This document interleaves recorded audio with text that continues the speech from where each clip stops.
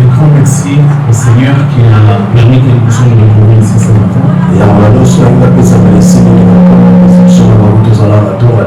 Alors ma reconnaissance se trouve aussi à l'endroit de l'homme et de son bureau dans une joie portée sur ma modeste personne.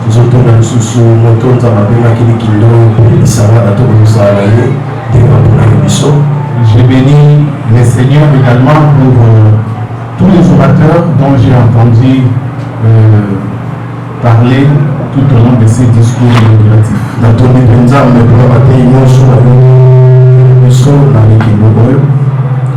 Et je voudrais saluer d'une façon spéciale le prophète Réma qui nous a bénis pendant 3 jours à l'édition Talita Kumi. C'était extraordinaire.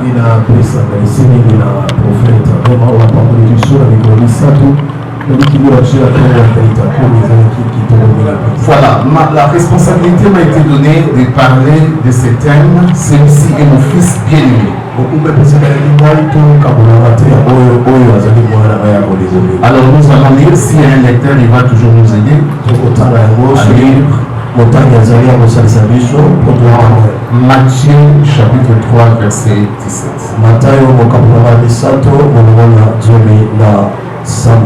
Matthieu chapitre 3 verset 17. Un lecteur peut toujours se tenir là pour nous aider chaque fois qu'il va pour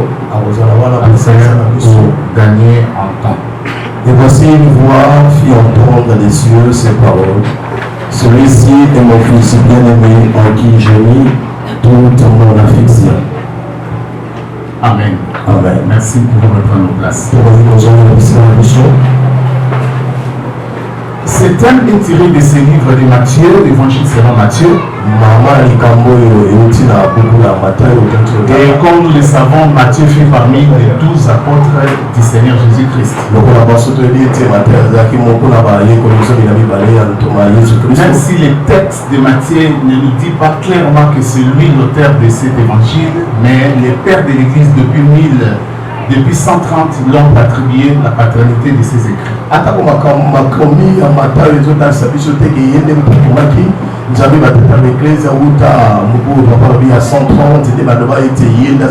Et là, il nous présente Jésus comme étant le roi Messie.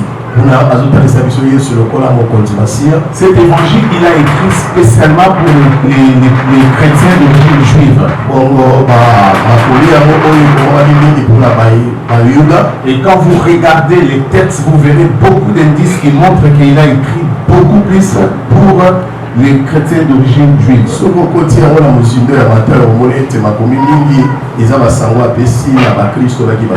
Même si c'est un texte qui a une portée universelle et s'adresse à toute l'Église, mais ça là a été vraiment adressé aux Juifs.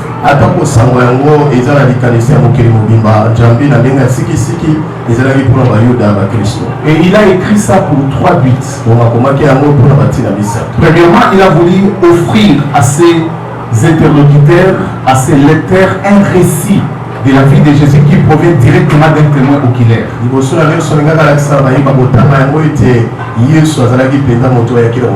Deuxièmement, il a écrit pour assurer à ses lecteurs que Jésus-Christ était bel et bien le Fils de Dieu, promis et annoncé par les prophètes de l'Ancien Testament.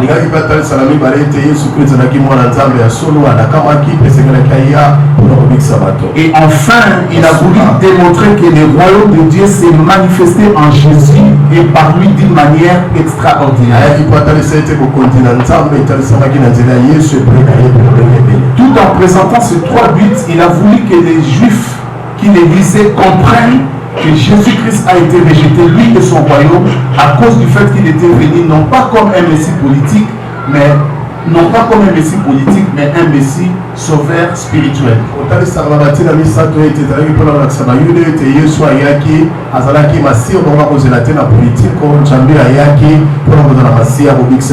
Parce que quand vous regardez ce qui s'est passé, c'est que quand Jésus-Christ est venu exercer son ministère sur la terre, les Juifs étaient sous la domination romaine et ils attendaient beaucoup plus un Messie politique que spirituel.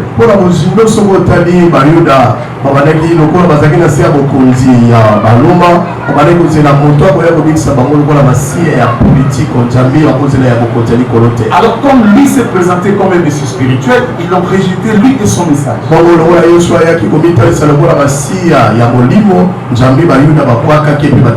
Mais il a voulu aussi faire comprendre aux Juifs que ce Messie rejeté là, à la fin du temps, il reviendra dans toute sa gloire, non seulement pour régner, mais également pour juger les nations qui l'ont rejeté.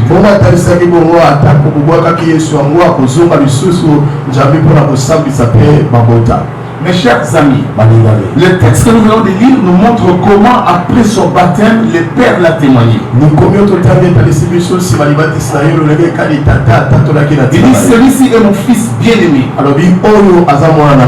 Et nous savons que ce témoignage était là pour aider les gens à comprendre que Messie était revêtu d'une mission et que nous devions l'écouter pour que le dessein de Dieu soit accompli dans notre vie.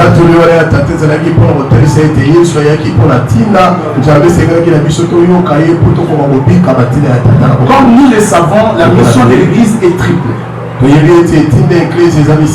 Premièrement, elle est tournée vers Dieu, c'est l'adoration. Ensuite, elle est tournée vers elle-même, c'est l'édification. Et enfin, elle est tournée vers le monde, c'est l'évangélisme. Mais cette mission ne peut pas exister sans un message. Et en le témoignant comme son fils bien-aimé, il a voulu que le message qui va aller avec l'accomplissement de la mission soit christocentrique et christologique.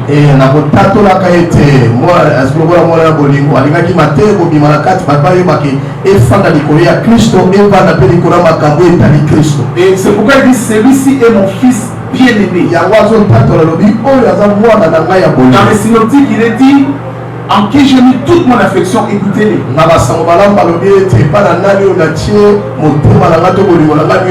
En les témoignant de cette façon, il a voulu que le message qui va aider à l'accomplissement de la mission tourne autour de Christ. Parce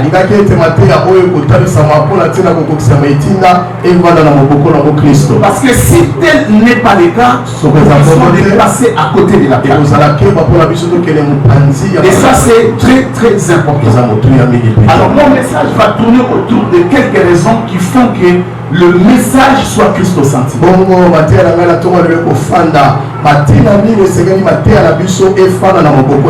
Parce que généralement nous assistons à des actions, à des conférences dont les thèmes parfois nous embrouillent.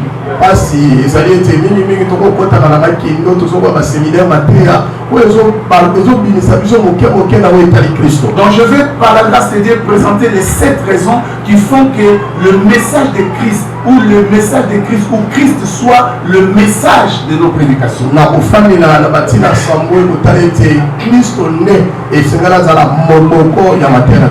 Et enfin je vais parler des 6 aspects essentiels qui font l'évangile, ou les 6 aspects essentiels qui caractérisent le vrai évangile.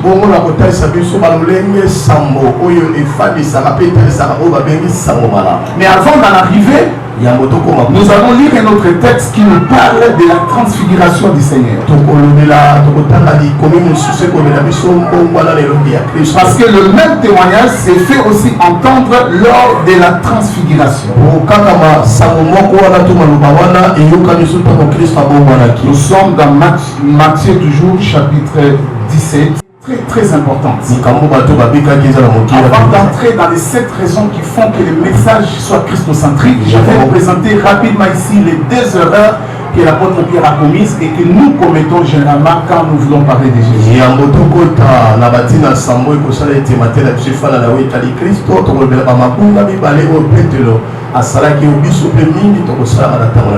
Quand ils sont allés à la montagne de la transfiguration, alors qu'ils étaient en train de prier, Jésus-Christ se transfigura.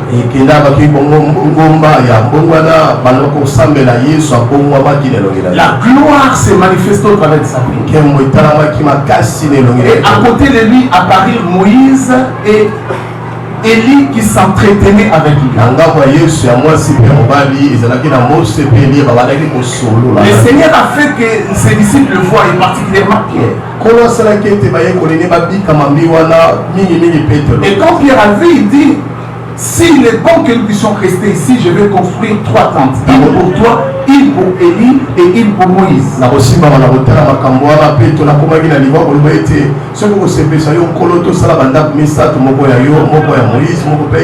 Mais après être pris par la frayeur, ils étaient comme moi, Christ est venu de repousser, de bouger et ils se sont réveillés. Et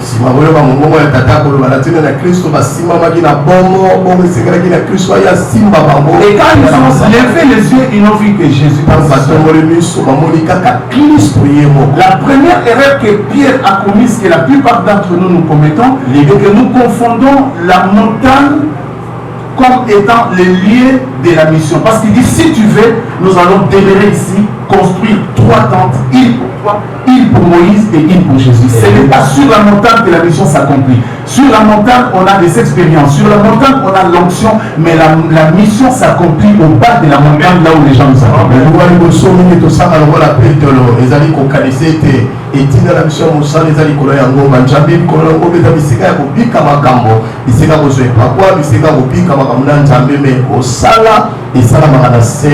Sur la montagne, nous développons notre intimité avec le Seigneur. Sur la montagne, Dieu permet que nous vivions un certain nombre d'expériences, mais nous ne devons pas dresser des tentes sur la montagne. Nous devons descendre au bas de la montagne où la mission nous attend.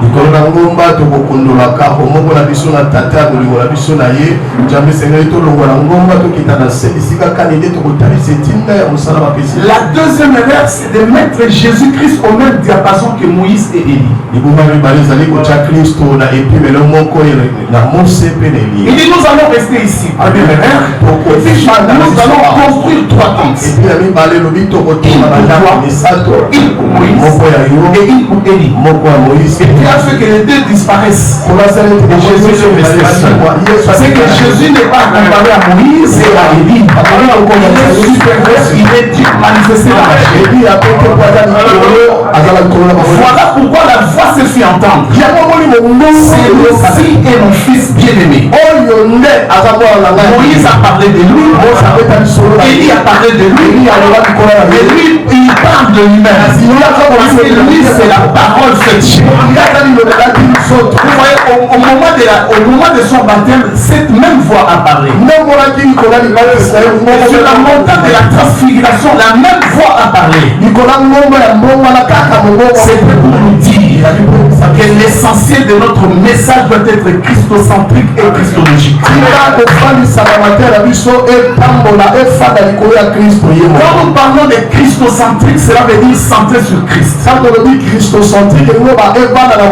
quand nous parlons de christologique, cela veut dire que c'est un message qui concerne la doctrine, la personne et l'œuvre de Christ.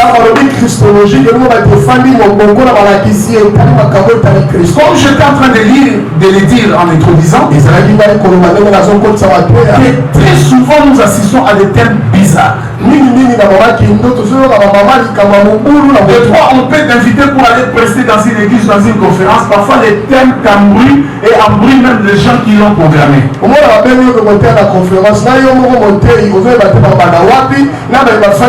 Il est toujours sage et conseillé que les thèmes aient un appui ou plusieurs appuis bibliques.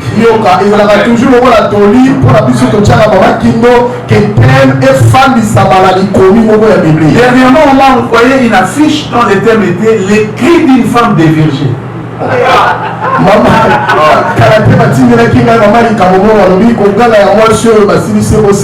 Les cris d'une femme dévirgée. C'est bizarre, c'est impoli et c'est fou. Je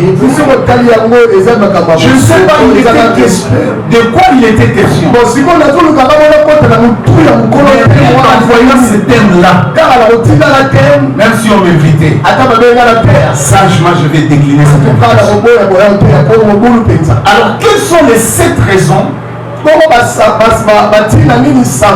qui font que Christ soit notre message central? En d'autres termes, pourquoi Jésus-Christ doit être le thème central de nos prédications? Premièrement, il est le but de la création. Il est le but de la création. Dans Colossiens chapitre 1 verset 16, il est dit, Colossiens 1, 16, tout a été créé par lui et pour lui. Prends les choses qui sont visibles et invisibles. Autorité et domination. Tout a été créé par lui et pour lui. Donc celui qui a créé et il les a créés pour lui. Alors il est tout à fait normal que le thème central de nos prédications soit Christ. Dans Éphésiens chapitre 1 verset 10, il est dit que Christ est là pour réconcilier les choses qui sont dans les cieux et sur la terre en lui-même. Le but de la création, c'est Jésus. C'est lui qui a créé toutes choses et il les a créées pour lui. Alors c'est tout à fait normal que le thème central ne parle que de lui. D'ailleurs, toute la Bible, c'est Jésus-Christ. Alléluia. C'est inadmissible. Notre message n'ait rien à voir avec Jésus. Même si vous parlez de Moïse, même si vous parlez d'Élie, même si vous parlez de Jephthé, faites-nous pour ressortir de tous ces personnages-là la personne de Jésus. Regardez Jean-Baptiste. Il est un prophète qui n'a opéré aucun miracle. Il n'est pas venu avec une nouvelle doctrine. Il n'a pas laissé une institution après lui. Mais néanmoins, il fut appelé le plus grand de tous ceux qui sont nés de femmes. Pourquoi, chers amis? Parce que l'essentiel de son ministère était de préparer la voie du Seigneur, de le présenter et de s'effacer. Il dit il faut que lui croisse ses évangiles. Dans notre prédication, il faut que les évangiles croissent. Tout ce que nous sommes en train de faire, il faut que l'empreinte de la marque de Jésus soit. Nous ne devons pas nous prêcher nous-mêmes. Nous ne devons pas nous élever nous-mêmes. Nous devons communiquer Jésus. Lui qui est le message central de la vie. Annoncé par l'Ancien Testament, proclamé par les évangiles, ceux qui dans les actes, expliqué dans les épîtres, accompli par l'Apocalypse. Et ça c'est hyper important. La deuxième raison pour laquelle Jésus doit être notre message, c'est qu'il est la voix de Dieu pour cette dispensation. Il est la voix de Dieu pour cette dispensation. Dans Hébreux chapitre 1, le verset 1 et 2, le docteur va nous lire très rapidement. Donc la deuxième raison pour laquelle Jésus doit être le message que nous devons apporter aux gens, c'est qu'il est la voix de Dieu pour notre dispensation. Hébreux chapitre 1, de 1 à 2. Dieu des temps anciens avait utilisé les instruments principaux comme les prophètes pour nous communiquer sa voix. Donc le prophète était les instruments principaux de la communication de la révélation divine. Mais aujourd'hui, Dieu parle et se révèle à nous à travers son Fils Jésus-Christ. Il est souverain. Il a établi souverain sur toutes choses. La parole de Dieu par Jésus-Christ est définitive. Elle accomplit et transcende toutes les autres paroles prononcées préalablement. Le message du temps de la vie, c'est Jésus-Christ. La voie par laquelle Dieu nous parle, c'est Jésus-Christ. Pourquoi quand il est venu, il n'a pas dit ainsi par l'Éternel, mais il disait en vérité, je vous dis.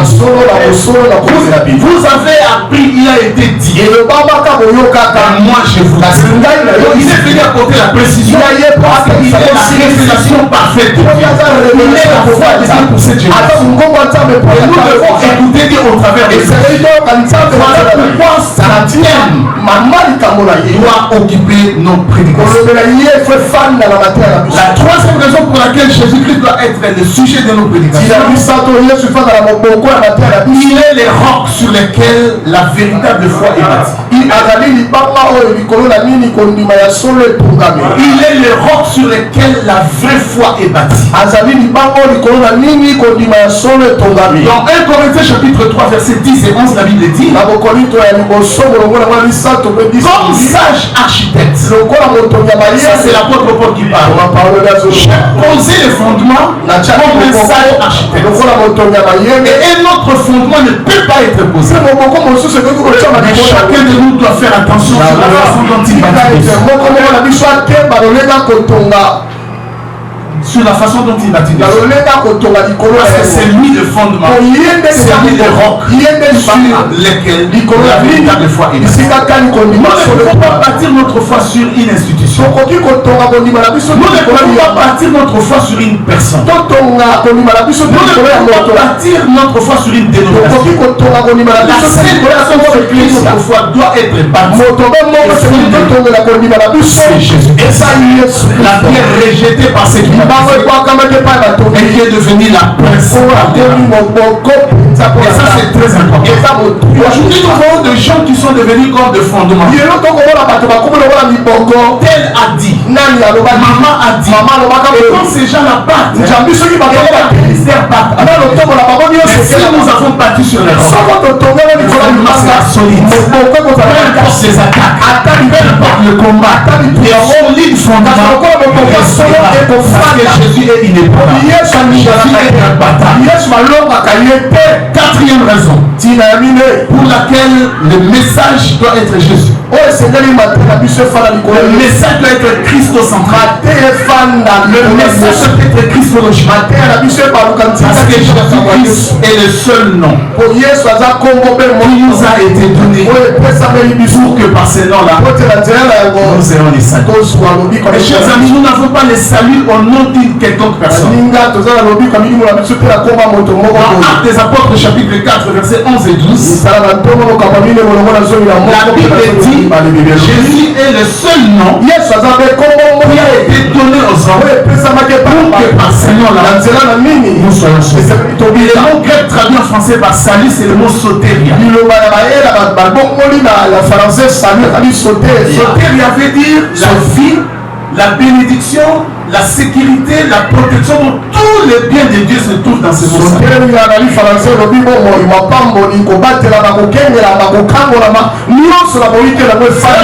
nous parlons de Jésus, bien aimé de Dieu, nous avons la vie éternelle, nous avons la guérison, nous avons la sécurité, nous avons la protection, nous avons tout en lui. Voilà pourquoi le matin de la résurrection, quand les femmes sont allées pour la monnaie, elles ont trouvé les tombeaux ouverts. Et là où le corps de Jésus était placé, il n'y avait rien si ce n'est que des habits. Les autres femmes sont restées. Mais Marie de Magdala sont parties. Marie de Magdala est restée. Parce que le vrai problème, c'est que même les disciples du Seigneur ne croyaient pas à sa propre résurrection. Et Marie était en train de pleurer parce qu'elle voulait savoir ce qui s'est passé avec Jésus. Pendant qu'elle pleurait, le Seigneur lui apparaît. Il pose la question: femme, moi si, qui cherches-tu? Il ne lui a pas dit femme. Que cherches-tu? Les femmes, moi si, qui cherche? Parce que là où Jésus est ressuscité, on ne cherche pas les choses, on cherche la personne. Parce qu'en lui nous avons tout ce dont vous pouvez avoir se trouve en lui. La victoire, la prospérité, la bénédiction, la sécurité, l'onction, la richesse sur la terre, dans l'au-delà, se trouve en lui. Alléluia. C'est le seul nom que nous devons prêcher, que nous devons proclamer, que nous devons prêcher. Ce qui exerce le ministère authentique, comme Jean-Baptiste, pour qu'ils soient véritablement des grands, ils doivent préparer les chemins pour le retour de ces premiers et témoigner et ensuite disparaître. Cinquième raison, il est le mystère de Dieu, mystère dans lequel sont cachés tous les trésors de la sagesse et de la science. Ça c'est Colossiens chapitre 2 verset 3. Colossiens 2, 3. Jésus est le mystère de Dieu. Et dans ce mystère-là, se trouve caché tous les trésors de la sagesse et de la science. En d'autres termes, toute richesse que la science et la sagesse peut vous donner se trouve en Christ. Voilà pourquoi il est tout à fait normal que nous ne parlons que de lui. Il doit être à la une de nos prières. Il doit être notre message, notre vision, notre objectif. Nous devons les témoigner comme le Père l'a fait pour nous donner le temps. Alléluia. Ça c'est tellement excellent. Sixième raison. Il est venu pour nous révéler les pères. Vous avez remarqué que dans l'Ancien Testament, on n'a pas appelé Dieu Père. Appeler Dieu Père a abondé avec le Nouveau Testament. Pourquoi? Parce que c'est tout à fait normal, c'est le Fils qui révèle les pères. Un jour, Jésus était sur le point de rentrer dans la gloire. Et il était en train de donner les derniers conseils à ses disciples. Je suis dans Jean 14. Il a parlé de beaucoup de choses. Et il y a des disciples s'approchent pour lui dire, montre-nous les pères. Cela nous suffit. Il dit, mais c'est pas possible. Pour le temps que je suis avec vous, ils ne m'ont jamais connu.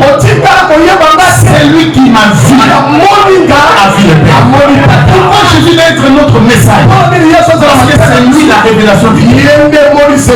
Quand nous lisons dans Colossiens chapitre 1, verset 15, il est dit que Jésus-Christ est l'image du Dieu invisible.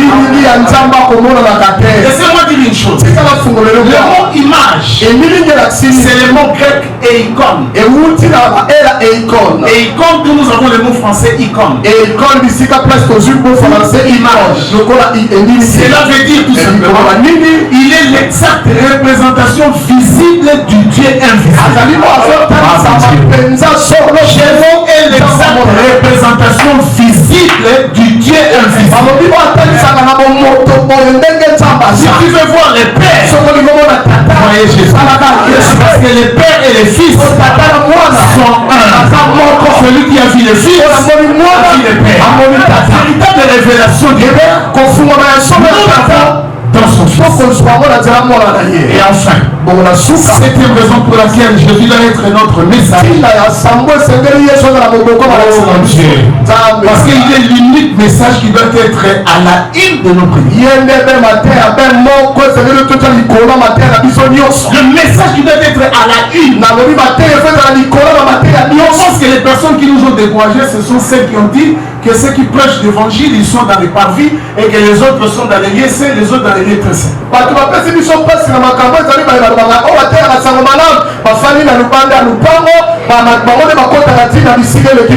Mes chers amis, comme nous tous nous le savons, le tabernacle dans son ensemble, c'est juste un fil. Et dans tout ce qu'il a vu, ne parlait que de Jésus. Ne parlait que de Jésus. Ne parlait que de Jésus. On ne peut pas accéder dans une maison si on ne rentre pas là. Vous abordez le message sur le plan évangélique. Les pivots, la tournante, c'est Jésus-Christ. C'est lui notre doctrine. C'est lui notre prophétie. C'est lui notre évangile. Est-ce que tu peux acclamer Dieu? Disons que c'est un message qui doit être à la une. C'est-à-dire ça doit être à la première page. C'est-à-dire c'est le message le plus important. Cela veut dire que c'est le message qui doit être mis en évidence. Quand vous prenez un journal, il y a toujours un titre qui est à la une.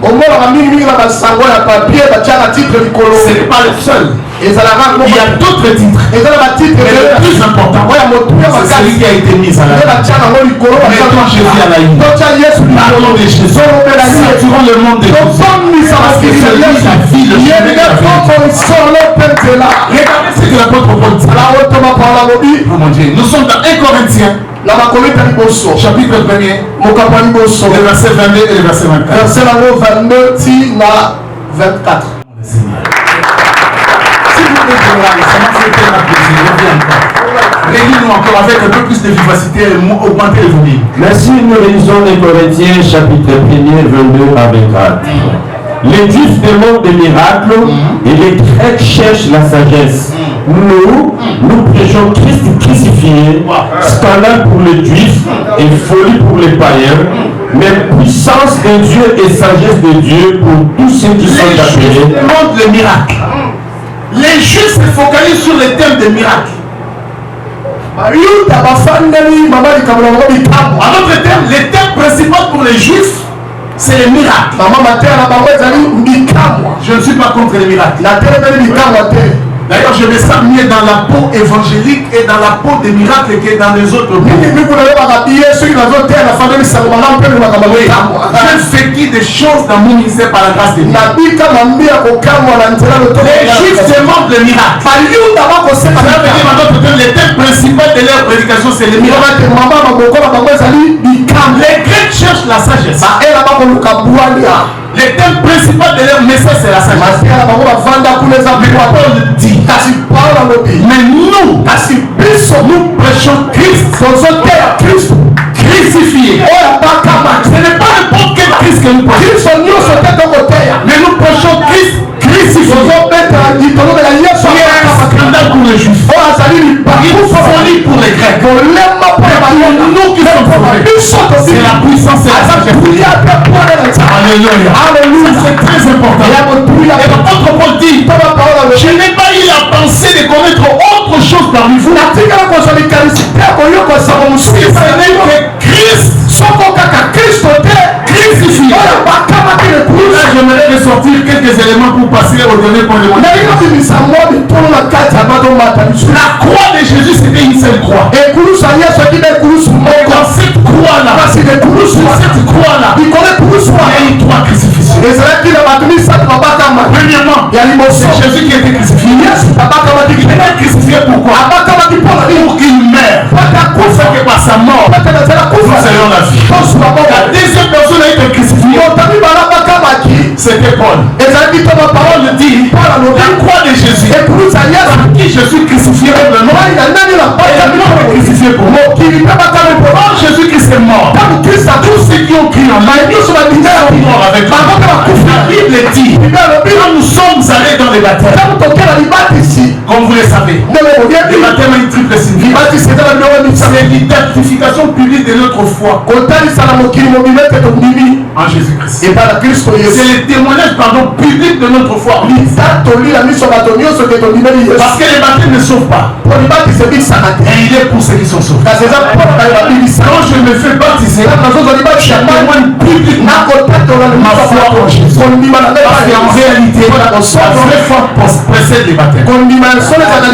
Deuxième signification. C'est-à-dire les baptêmes, c'est un témoignage public de mon identification avec Christ dans sa mort et sa vie. En d'autres termes, je témoigne publiquement que j'ai été crucifié. Christ a été crucifié. Moi aussi je l'ai été. Je dois mourir par l'ancienne vie pour une nouveauté de vie. Troisième crucifixion, c'est le monde. L'apôtre Paul dit, par qui le monde est mort. C'est-à-dire quelqu'un qui est en Christ est mort face au monde. Le monde et ses convoitises. Il est dans le monde mais il n'est pas et la mort de Christ a fait mourir face au monde. Maintenant nous regardons un certain regain d'intérêt pour le monde. Quand nous nous comportons comme les gens du monde, je me pose la question si réellement nous avons été crucifiés. Pour passer au dernier point, je voudrais qu'on me dise Galates chapitre 6 verset 14. Verset 14. C'était hier du matin. Après que le docteur a fini de prêcher, le prophète a fini de prêcher, je suis resté dans le bureau pour recevoir un peu. Je vois une maman. La famille de l'église qui s'amène avec une maman et un jeune garçon de moins de 10 ans. Et en bref, il dit, ça c'est mon fils. Il vient de sortir à peine de la prison centrale de Makala. Parce que c'est un Koulouna et un criminel. Un enfant d'environ 10 ans. Il dit, cet enfant a commencé à voler à la maison. Il me volait l'argent. Voler l'argent de ses soeurs. À telle enseigne que j'étais obligé de les chasser. Quand je l'ai chassé, il s'est mis ensemble avec tous ces jeunes. Et finalement, il a été interféré dans la prison. Je n'avais pas d'argent. Donc je ne pouvais pas aller pour le sortir. Il est resté là-bas. Comme je suis chrétien, je priais pour que Dieu intervienne. Jusqu'à ce que les gens de la prison sont venus me dire, maman, donne même 50 000 francs, sort ton enfant. Parce qu'il est dans un état critique. Maman dit, je n'ai rien. Et finalement, on a sorti l'enfant sans info. Parce qu'il était sur le point de mourir. Mes chers amis, que pensez-vous que ça peut transformer? Qu'est-ce qui peut transformer la vie d'un tel enfant? Quel message vous pouvez donner pour qu'un enfant comme celui-là soit transformé? C'est Christ. Nous devons revenir à la simplicité de l'évangile. L'évangile n'est pas compliqué. C'est nous qui compliquons. Écoutez, lisez les épîtres. C'est limpide. C'est clair. C'est simple. Puissant. Les choses des hommes sont compliquées. Celles de Dieu sont simples. Revenons à la simplicité de l'évangile. Lisez les épîtres. Qui explique l'évangile. On serait frappé par la clarté de l'évangile et la simplicité de l'évangile. Des hommes et à la vie. Moi je me dire une chose. Permettez-moi de le dire. Un vrai enseignant, ce n'est pas celui qui complique les choses simples. C'est celui qui facilite les choses compliquées. Ce qui est compliqué, parce qu'il les simplifie. Elle enseigne que même cette maman qui vend les mathématiques comprend le message et les autres. La transformation,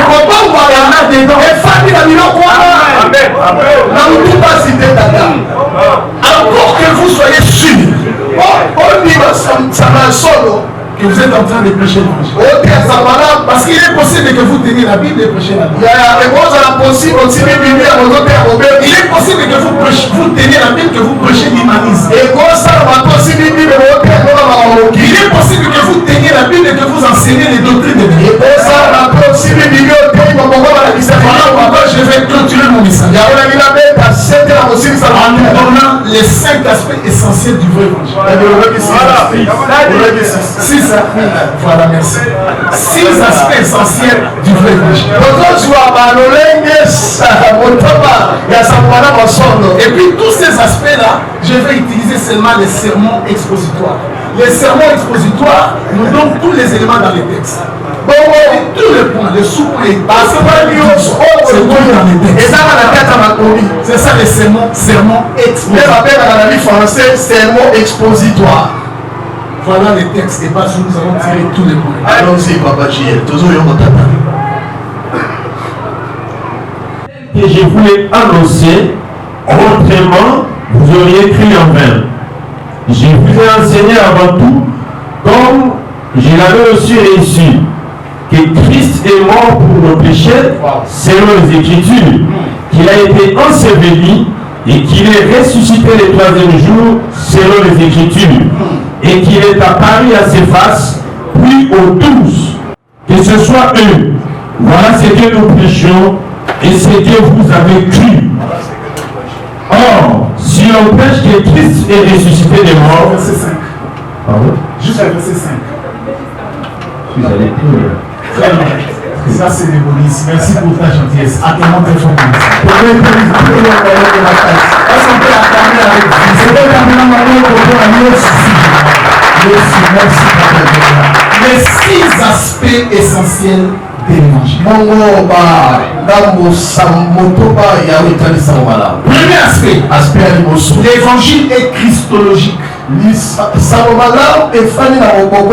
Cela signifie qu'au centre de l'évangile, il y a le message que Christ est mort pour nos péchés et qu'il est ressuscité. L'évangile ne se limite pas évidemment à ces seuls événements, la mort et la résurrection. Mais ces 2 événements, la mort et la résurrection, constituent les vérités primordiales et elles méritent notre attention. L'apôtre Paul dit, je vous ai enseigné avant tout que Christ est mort. C'est ça l'évangile christologique. Nous devons mettre en avant la mort et la résurrection. L'évangile n'est pas prêché tant que Christ ne l'est pas. Et le Christ authentique n'est pas proclamé si sa mort et sa résurrection n'occupent pas la place centrale de notre vie.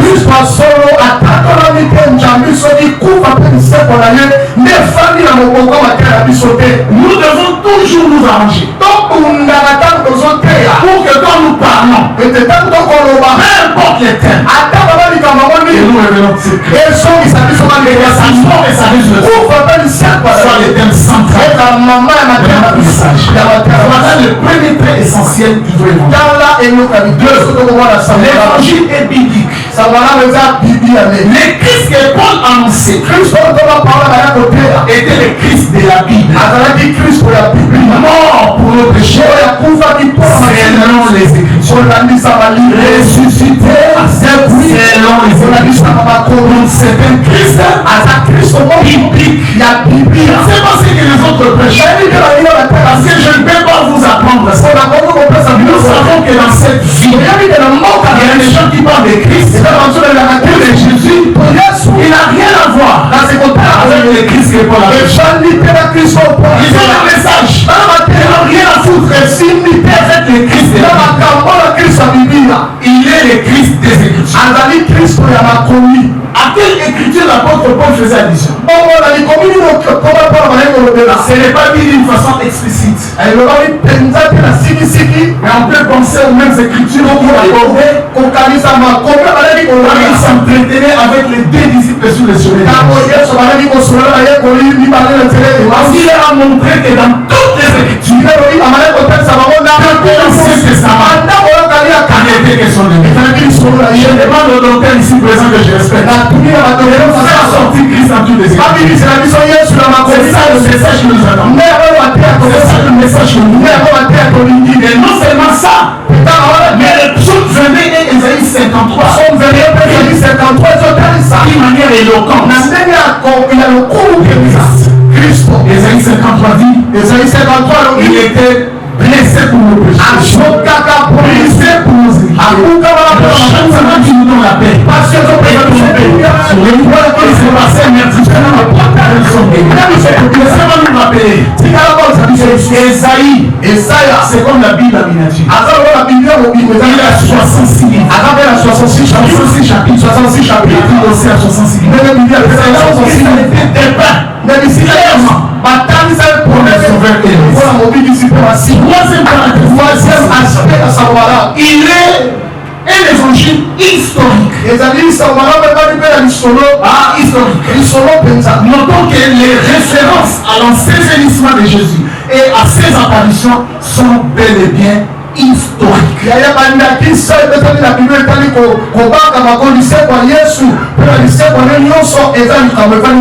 Ce ne sont pas des faits pris au hasard. Ça peut être vérifié dans l'histoire. Que je prêchais, il est aussi historique. Il a vécu sous cette terre. Il a exercé son ministère sous cette terre. Il est mort et il est revenu à 4. L'évangile est salvateur.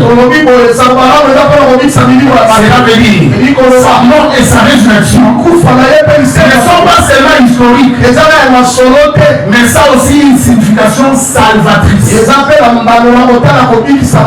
veut dire que Christ n'est pas mort à cause de la maladie, mais il est mort pour nos péchés. Les péchés sont les nôtres et la mort sont siens. Il a subi notre mal. Il est notre substitut. Il est notre représentant. Lui qui n'a pas connu les péchés, Dieu l'a fait devenir péché pour qu'en lui nous devenions justifiés. 5. L'évangile est apostolique. Il est une part essentielle du message que les apôtres ont reçu et ont transmis. Au verset 11, Général, donc on va lire le verset 11. Verset 11, il y a 1 Corinthiens 15. 11. Vous avez cru. Répétez s'il vous plaît. Ainsi donc, que ce soit moi, cru. Au verset 11, l'apôtre Paul dit, quel que soit moi, que ce soit eux, c'est-à-dire les 12 apôtres, voici ce que nous prêchons. C'est-à-dire tous les apôtres prêchaient l'évangile. Et cette juxtaposition des pronoms personnels est impressionnante. Il parle de moi, eux, nous. C'est impressionnant. Cela évoque l'unité dans la doctrine. Il n'avait pas un message différent. C'est comme ça que la Bible dit persévérer dans l'enseignement des apôtres. Il y avait une unité doctrinale. Elle indique une unité doctrinale. C'est Paul a prêché et que les autres ont témoigné. Et enfin 6, l'évangile est personnel. La mort et la résurrection de Jésus-Christ ne sont pas simplement des événements historiques et salvateurs, mais les moyens du salut personnel. Il dit, c'est par cet évangile que vous êtes sauvés. Dieu nous sauve par l'évangile. Ce salut est personnel. Alléluia. Alléluia. C'est difficile. Parce qu'aujourd'hui, ça peut paraître paradoxal, mais c'est vrai. Il y a des gens qui prêchent l'évangile, mais qui ne sont pas sauvés. Il prêche l'évangile. Mais lui-même n'a jamais reçu. Lui-même n'a jamais donné sa vie à Jésus.